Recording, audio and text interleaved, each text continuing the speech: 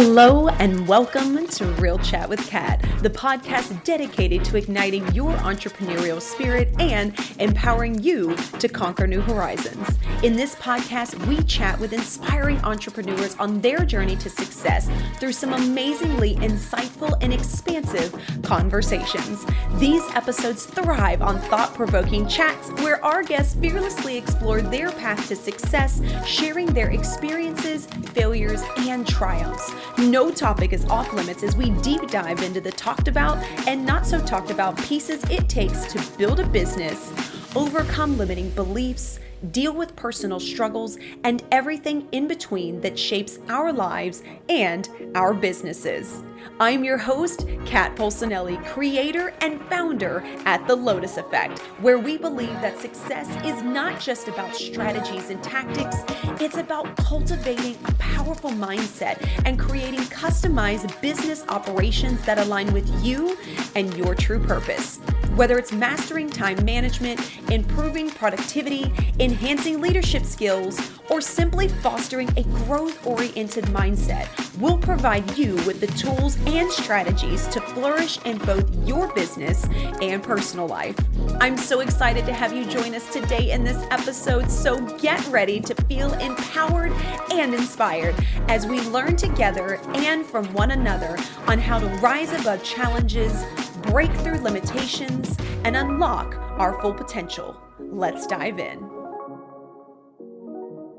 Hello, and thank you so much for joining us today on this episode of Real Chat with Kat. I'm so excited to have you all here with us today and for you to meet my amazing guests. So thank you so much, Christine Del Negro, for being a part of the podcast. Do us all a favor. Tell us who you are, what it is that you do, and what got you into this space.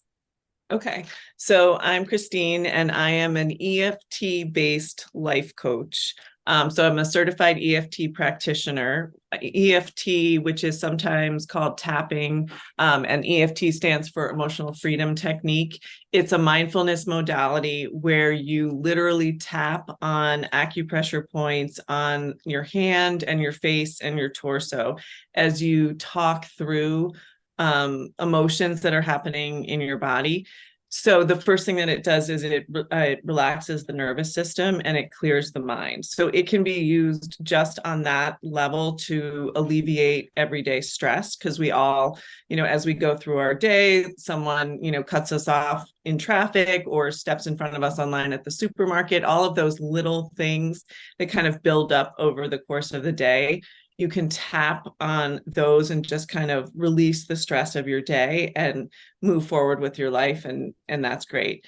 It can also be used for deeper healing around stuck energy and limiting beliefs that we hold in our bodies, because we retain all of the beliefs that all of the experiences that we have are stored energetically in our body, and they can be positive things. So you may smell an apple pie and think of like a beautiful memory from your childhood and feel relaxed and peaceful and joyful. Or you may have another more negative memory triggered and you can feel your body tense up, and maybe you even go into a stress response. So we can start to clear some of that energy, figure out what's being triggered, what the belief might be, and start to let it go, so that then you can rewire your brain and shift your thinking into something that's more positive. So for me, I found tapping, I kind of stumbled into it about 10 years ago when I was in the middle of like the beginning of my divorce, and just feeling really lost and stuck and not really happy with the person that I had become. And I took to it right away. And it, over the course of it happened really quickly. The first thing I noticed was within the first couple of days, I started sleeping through the night after suffering for months with really intense insomnia. And so I thought, if that's all it does, that's fine, because if I can sleep, I can think, and I can get stuff done. But then I started to see these changes they weren't even conscious, but I would start holding my own in an argument, or being able to give my opinion more articulately, or just have a better sense of what I wanted to do without thinking about what other people thought I should do. And so these changes happened, they've been happening over the last 10 years, but in that first like 3 to 5 months, they happened really quickly. And I was hooked. So I would say that it has completely shifted the way I see myself and the way I see the world and the way I show up. And that's what I help my clients with, is that same thing, shifting their beliefs about themselves to step into the next version of themselves so that they can move forward. I love that so much. And you know what's really interesting is I've heard of EFT tapping for quite a while, but it's actually something I've never tried. And I've had a couple of people kind of talk about it, but I've never had anyone actually like really explain, one, what it is and the success that they had with it. And from my understanding, and kind of, correct me if I'm wrong, it sounds to me like tapping can be almost like a form of deep meditation. It's just a different way of doing it. Yeah, absolutely. I like to think of it as a form of active meditation. And so for people who feel like they can't sit still, or they can't, clear their mind during meditation, tapping is another way. I mean, I try to do both, but tapping is a really great way to kind of move into the meditation practice, because there's a lot of similarities around it. And that active piece just kind of helps keep you grounded in your body and more focused. Makes sense, because you're almost making the brain focus to that one point, kind of like when people use breath work. A lot of people will use counting their breath as a way to try to refocus in meditation, especially if they, like you were saying, have a really hard time sitting still and things like that. I usually use, especially if I'm having a really hard time, I use my five senses. So if I'm sitting outside and I do a meditation, I'll take a deep breath and ask, what is it that I hear, and like hyper focus on that for a few minutes. Take another deep breath and then ask, what do I smell? And so that kind of like refocuses the brain. So it sounds like what you do with that is just kind of drawing the brain in to like hyper focus and be like, okay, there's all these other things going on in the background, but we're going to leave those alone right now. This is what you're focusing on. Yeah. And also you start to literally feel, I mean, everyone's different and everyone experiences it in a different way, but most people in some way start to feel the shifts of energy in their body, like just moving through their body, or they feel their muscles starting to relax. They feel their breath getting deeper. So then it's kind of like if you're like going for a run, you're so focused on your body because you're breathing hard and you feel your feet hit the pavement. It's that same kind of thing where you just become much more attuned to your body, because we spend so much time in our heads. And and we try to like think our way out of everything, but really we need to be in our bodies more, because our bodies have a lot of information that our brain doesn't have. And so if we can sit and be present in our bodies, we start to have a better understanding of like why we're thinking what we're thinking, or why we're feeling what we're feeling. And so when that energy starts moving, or you're focusing on, okay, I'm tapping on this point, or I'm going to move to this point, it just kind of helps clear your mind a little bit. Yeah. And I love that too, that you talk about coming back to the present moment, because I feel like that's been a theme for a little while that have been happening on my podcast as well, as we keep kind of coming back to that. You have to be in the present moment. We are so much on autopilot. We're so much in this habitual way of living or with doing things that, your mind gets cluttered with all the other things it's trying to think of. You haven't even processed it. The body now has aches and pains, or you're frustrated, or whatever may be coming up, and you're still trying to focus on the other things. And you're like, oh no, I'm behind on my list. I'm behind on this. The kids need to go here. Right. So I love that this is another type of modality to like bring you back to the present moment, which, I talk about a lot with my clients, and I talk about a lot on my podcast, is being very aware in what is going on, because that's how you do move through things a lot quicker. It's how you do release things that you didn't realize were pent up, like you said. So many times I hear of people that they get shoulder pain or back pain or constant headaches, and we don't realize that a lot of that is coming from all of the things that we have pent up and halfway processed and then kind of shoved at the back of the mind because we're like, oh, I don't have time for that. Let's go on to the next thing. So this is another amazing modality for people to be able to try out, right? Mhm. To see how it works for them. So I have a question then. With EFT, is there a certain layout? Is there a certain amount of time that you should do it? Is there a certain way of doing? Because I've seen people tapping like in different spots. Is there a reason for that? Like, now I'm curious. So when you say you've seen them tapping in different spots on their body, or like in a different, what do you mean by that? On their body. Like, I've seen On their people body. tap on, like on their head. I've seen people on their hands. Like, There's a whole, I never remember, I think it's 8 points, and that we go through in a cycle. So in most tapping sequences, we go through all of the points. But there are times that, like, if you're just in a meeting or something and your anxiety level is high, that one of the points is the side of the hand. So the pinky side of one hand, you tap with 3 or 4 fingers of the other hand, and either hand works. It doesn't matter. But like, you can just tap on that under the table as you're talking to your boss and you're feeling like you're, really anxious and stressed. You can just tap on that and it'll start to bring your anxiety down a little bit. Or like, sometimes people like to, and tapping on the heart isn't typically part of the cycle, but sometimes we just tap on the heart. Especially if you're feeling really emotional or there's a lot of grief, you can just tap on the heart and just kind of see what comes up. But for the most part, we go through the cycle. And in terms of how long to tap, I mean, some of the research shows that 15 minutes is sort of a sweet spot, but even just going through 1 or 2 rounds, which will take you 2 or 3 minutes, will bring down your stress level a little bit. And so one of the things that you do is, before you start, you kind of rate your stress level on a scale of 1 to 10. So 1 being not stressed at all and 10 being, very high.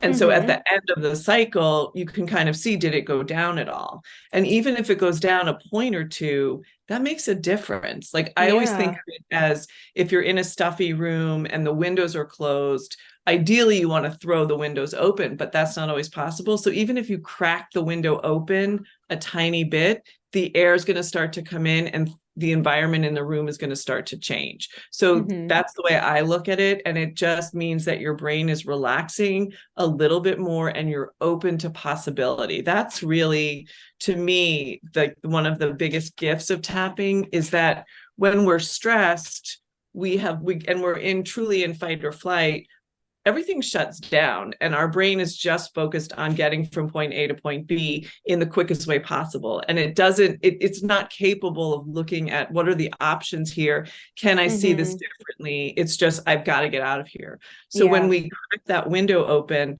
we're opening we're opening ourselves up to the possibility that, 1, maybe the situation isn't the way I'm seeing it. Maybe there's another way to look at it. And 2, even if it is what I think it is, there may be another option here that I haven't considered. Okay, that makes a lot of sense. I always wondered that, and kind of how that worked. And I love that you use the tapping on the side of the hand as an example, especially for anxiety, because I feel like that is something that so often people are dealing with in some way, shape, form, or another. So for anybody listening, I would love for you guys to try it out, right? And just see. But I love that you talk about just changing the environment. What I thought was really interesting as well was the fact that you said you rate your stress where it's at before you start, and then do it again when you're done, which I think is a really beautiful way to also let the brain know that something is making a difference, because so often it's so easy for us to be like, oh, I didn't do anything, right? Because we didn't assess where we were at and where we are now, right? Whether that's in meditation, whether that's in tapping, whether that's in just breathing for a few minutes, stepping out of a room into a different environment. We get so, again, caught up in the moments that we need to focus on ahead of us that we're not assessing like, okay, what did that do for me? And then being present and stating like that worked, right? That made those small micro movements that I love to talk about. So I love that you brought that up, because I've never thought about doing that, even with the breath work that I do sometimes, of like assessing kind of where I am at before I start. I just do it as a way to kind of calm down, but it's a really great way to bring the brain back to the actual truth versus the truth that the brain loves to make up in its own mind. Right. And exactly, because it's so great to, like, our brain wants evidence. It's always going to look for the negative evidence. So we can start to retrain our brain to look for positive evidence. And so using the rating system is a really good way to do it. Well, I would love to do a really quick round just so people can see what it's like. And we can just do a quick round on tapping to be present in your body, because for me, like, I've been doing this for years, and I've actually in the last like month or so have been really working on being present in my body, because I still, with all of this, spend a ton of time in my head spinning and trying to think my way out of things. And it's made a huge difference. So I would love to I can walk you through the points, and then we'll just do like 2 rounds. So it'll take just a couple minutes. Yeah, I would love to. I think that would be amazing. Okay. So the first point that we start on, and I'm going to walk you through all of the points before we go through that, we start the round, but is the side of the hand. Sometimes people call it the karate chop point, and you take your 2 or 3 fingers from one hand and you tap on the pinky side of the other. And you can, doesn't matter which hand you tap with or gets tapped on, and you can switch halfway through. It's a very forgiving process. You cannot mess it up. People are like, I don't know if I'm doing it right. You can't mess it up. You will do no harm. Yes, it might be more effective if you're doing it like exactly right, for in quotations, but you're not, it's all good. So side of the hand, then the eyebrow point is the inner edge of the eyebrow. So, and you can tap with one hand or 2. Okay. It's so like like right over the bridge of your nose to the right or left on that inside edge. Okay. Side of the eye is your temple. Oh, that makes sense. Under the eye is right on your cheekbone. So your sinuses, kind of, right? Yes. Yep. Okay. Under the nose is like halfway between your nose and your upper lip.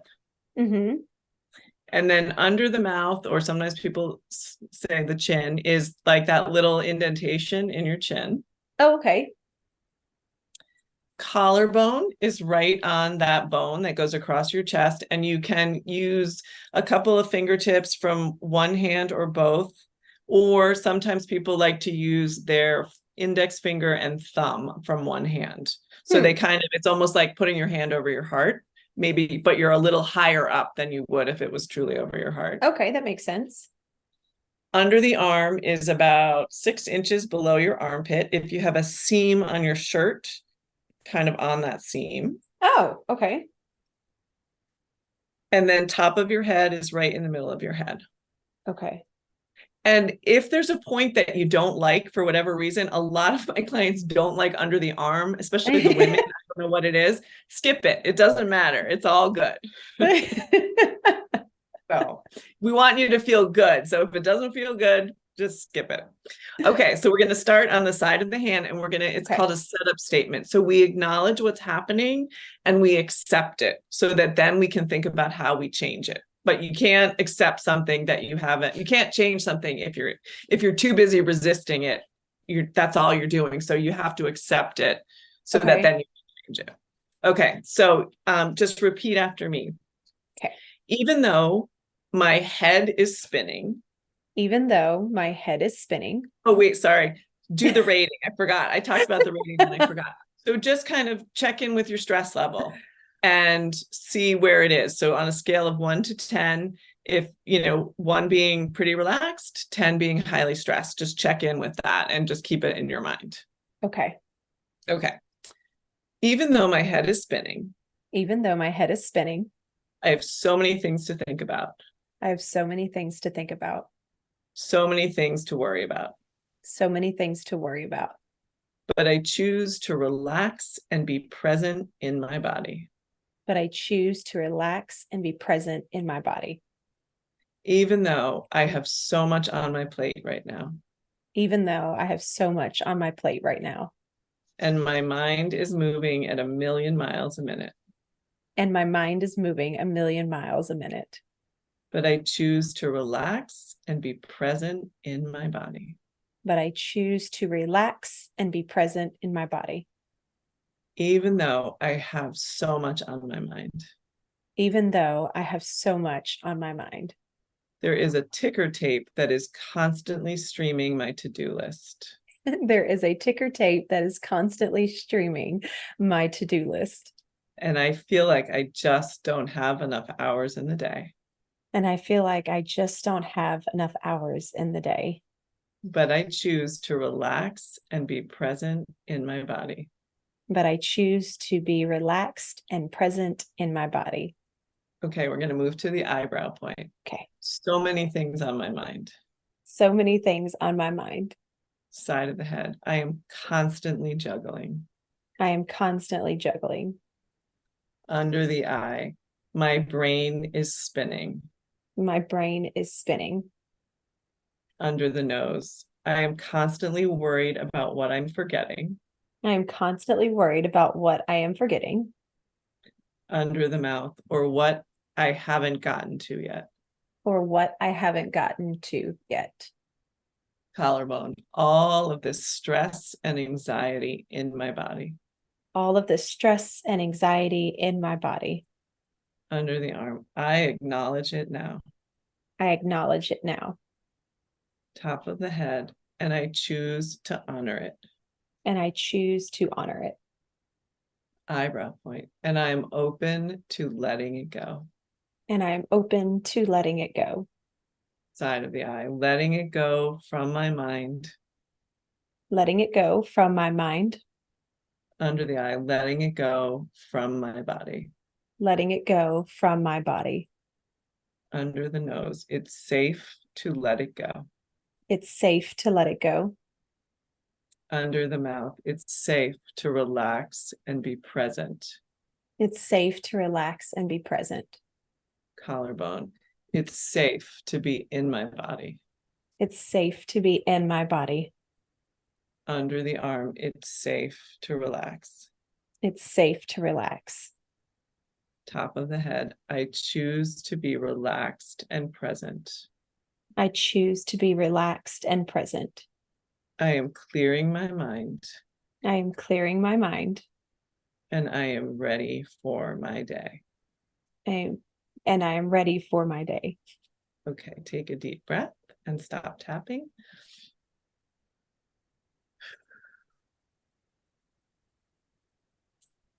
And that's it. Ooh, that was neat. And my fingers are tingly. And check in with that number and see if it went down.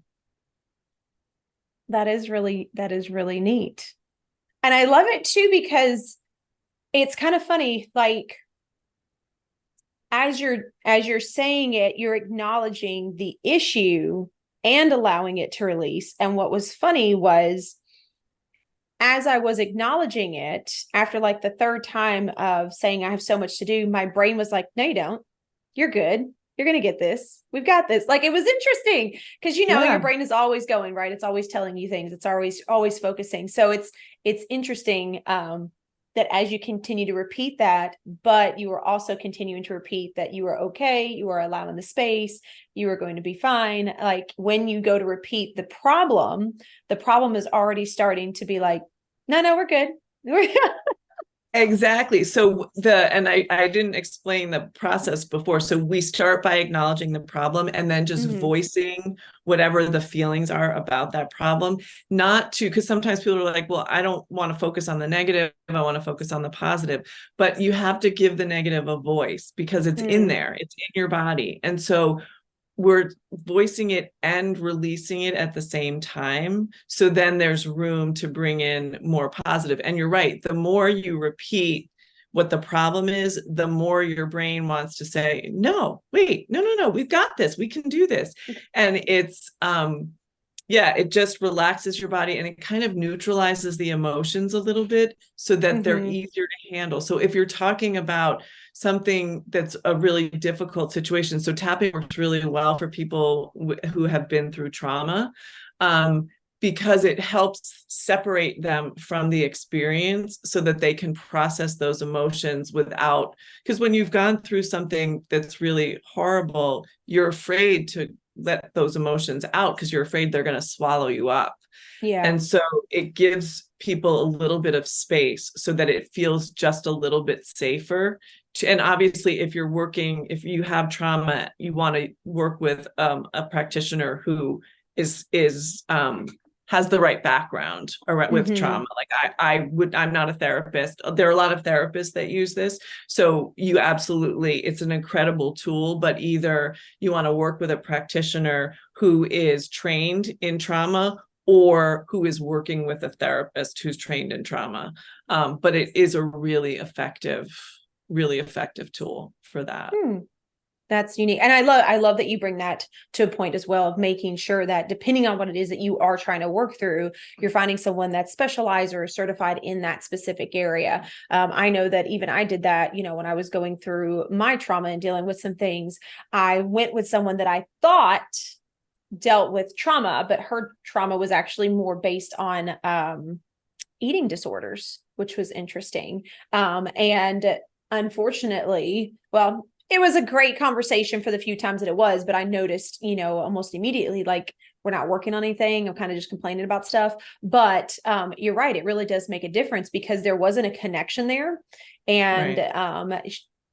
She should have said something about, like, I understand what you're going through. However, I'm more specialized on something else. So I love that you say that, because I do think that sometimes we get so caught up in what people can offer us, or I just need to get help, that we'll reach out to the first person, and we don't take into account that we need to make sure that they align with what it is we are wanting to deal with, what it is that they specialize in, not being afraid to ask questions to make sure that you all are both on the same page. So I love that you bring that up as a point. But I had something else and then it left my brain because I went down another rabbit hole. And so that's okay. I'll figure it out. It'll come back. I wanted to piggyback, to go back to something you had said earlier when you were talking about, like, we can often have physical pain as the result of our emotional stress. And so the thing with tapping is it can help virtually any issue that you have, because first and foremost, it relaxes the body. And so whatever you're dealing with, you're going to be able to deal with it more effectively when you are relaxed.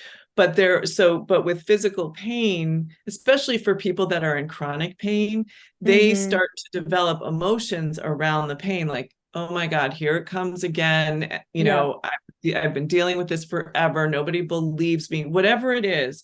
And so then they tense up and it just exacerbates the pain. There have been studies done with tapping, and you can alleviate up to 70% of your physical pain with tapping, which does not mean that it is a substitute for going to the doctor. But what happens is you can remove the emotional part, so then the doctor can truly treat the source of the pain as opposed to dealing with the symptoms of the pain. So it's really effective for that as a complement to Western medicine.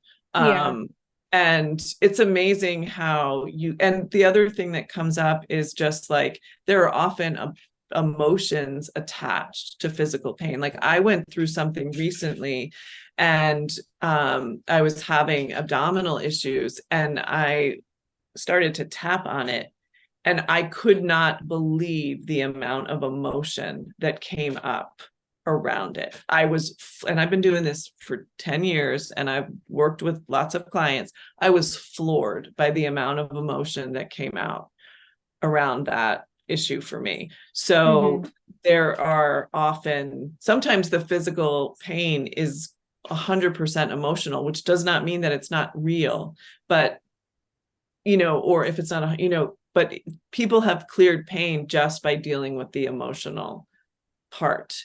So that's, and there are no absolutes, and I don't want to say, oh, you don't need to go to the doctor if you're in pain. That's not what I'm saying. I'm just saying this is another tool that can help to deal with medical issues. I'm a breast cancer survivor, and I, without a doubt, know that tapping helped me heal. It helped my prognosis. It helped me deal with it. I found the lump myself. It helped just being in the right place mentally to like even deal with it right away, as opposed to just putting it off.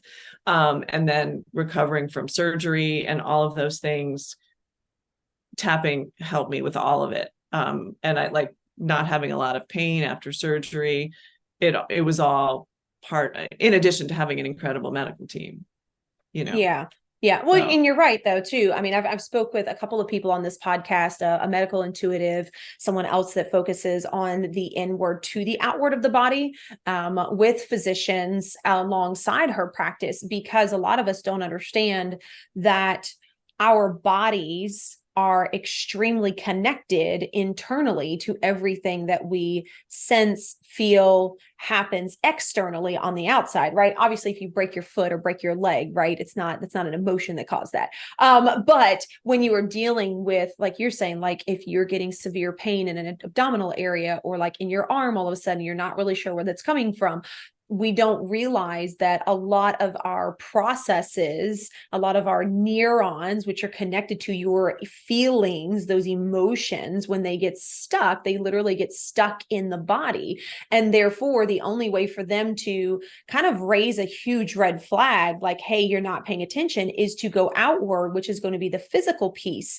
of the body. So it makes a lot of sense why you can use this modality and other ones as well to kind of help alleviate that. And you're also training the brain while it's in the process of dealing with the pain on how to focus on a positive piece of it, instead of allowing the brain to so wholly focus on the injury or what it feels like or how much it hurts, which in my personal opinion intensifies it, right? Because what you focus on expands, and that goes along with the pains and things that you're dealing with in your body. I'm not saying that if you don't pay attention to it, it's going to go away, but working on it with these modalities, you're changing the way that your neuron receptors are paying attention to it. It's just like those that use kinesio tape, which I love kinesio tape. You can put it on certain parts of the body that have pain, and because it's placing it over it, it kind of redirects the sensors almost on the way that they pay attention, so that the body can start to heal. Because sometimes when you're so hyper focused on it,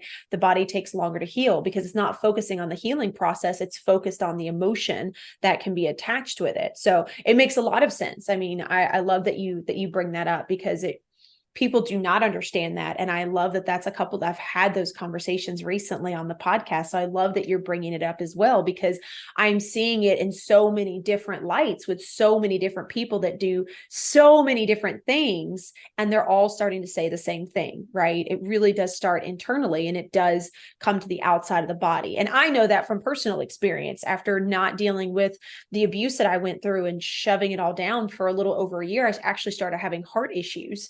And we couldn't figure out why. I had to wear a heart monitor. I had to have an EKG done. I had to have a scan done. Like, I had the whole thing done. And the only thing the doctor could tell me was that I had 1,000 extra heartbeats in a 24-hour period, but my heart was fine. Wow. Yeah. So that right there lets you know that there's something else going on. I was able to look back at mine and realize that when my heart problem started, it was literally within the same week of the 1-year anniversary that I had my ex arrested. And it was like the body was realizing that everything was safe. And so like all these things came flooding up. I was then eventually diagnosed with anxiety and PTSD, which I don't have anymore, but I've worked through those things, right?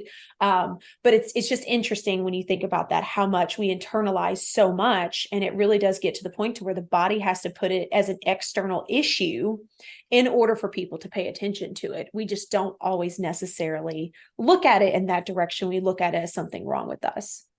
Right. Absolutely. Yeah. The body is going to let you know that there's something you need to deal with. And if you ignore it, it's just going to get louder. And so, I think the more, and so I think the more we can use these modalities, whether it's tapping or meditation or breath work or, Reiki or all, a combination, to just kind of keep it's like maintenance on our bodies, because there's so much, in addition to all of the situations that we're dealing with personally in our lives, there's what's going on in the world. And the stress that we're surrounded with is crazy.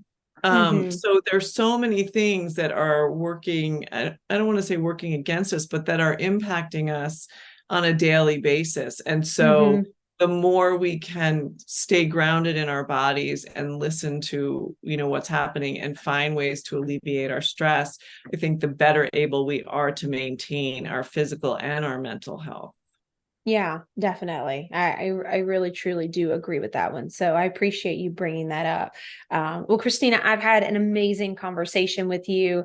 That this has been wonderful. Thank you so much for sharing a short session so that people can test it out and see what it does for them, right? There's all kinds of things out there that people can try. One thing may work for you. It may work for somebody else. That's why there's so many amazing different modalities that you can test and find out what works for you. So I appreciate you bringing that up for us and letting us test it out. Before we end, the one thing I always love to ask all of my guests is, do you happen to have a quote or a piece of advice you'd love to leave the audience with? Yes, I was thinking about this because I've listened to some of your other episodes. But the quote, as soon as the first time I heard you ask someone, it came right up. And that is, and hopefully I'm not going to botch it, but it's, what lies before you and what lies behind you pales in comparison to what lies within you. And it's credited to, I think it's credited to Ralph Waldo Emerson, but I've seen it credited to other people, so I'm not 100% sure, but that is the quote. And that quote has gotten me through a lot in my life. Oh, that's beautiful. Oh, I love that. I think that kind of reminds you to come back to that present moment, like we were kind of talking about as well. So that's a beautiful way to end it. Well, be sure to tell us then, Christine, how can everybody find you, connect with you, and be in your world? So the name of my company is School for Joy. So it's school, the number 4 joy. And that's my website, schoolforjoy.com. You can find me on Instagram at School for Joy. You can find me on LinkedIn at Christine Del Negro. And you can find me on Facebook at School for Joy. Awesome. Wonderful. Thank you so much. And of course, everybody will make sure we have that information in the show notes so you can directly connect to her from there, and be sure to check her out and all of her amazing goodness. So Christine, thank you again so much for being a part of the podcast. Thank you. And to everybody else out there, I hope that you guys are going to test out tapping if you have never tried it before. It can never hurt. It's not like you're going to fail, like she said, and you never know. It may be something that really works for you, right? Or for a friend. So be sure to check it out and then leave us a comment. I would love to hear you guys' feedback and what it did for you. And don't forget, until next time, do one thing positive for someone each and every day and see the difference it makes in your life. So until next time, have a fantastic day.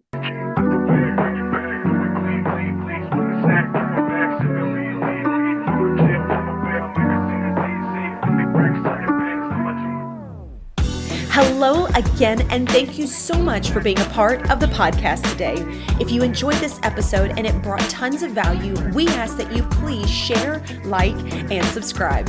Your support means the world to us and helps us to reach even more inspiring entrepreneurs who can benefit from these powerful conversations. If you haven't already, be sure to leave a review on your favorite podcast platform, as this feedback is an amazing gift that fuels our growth and helps us to continually improve this podcast. Looking for an extra dose of inspiration and empowerment? Then be sure to connect with me on social media.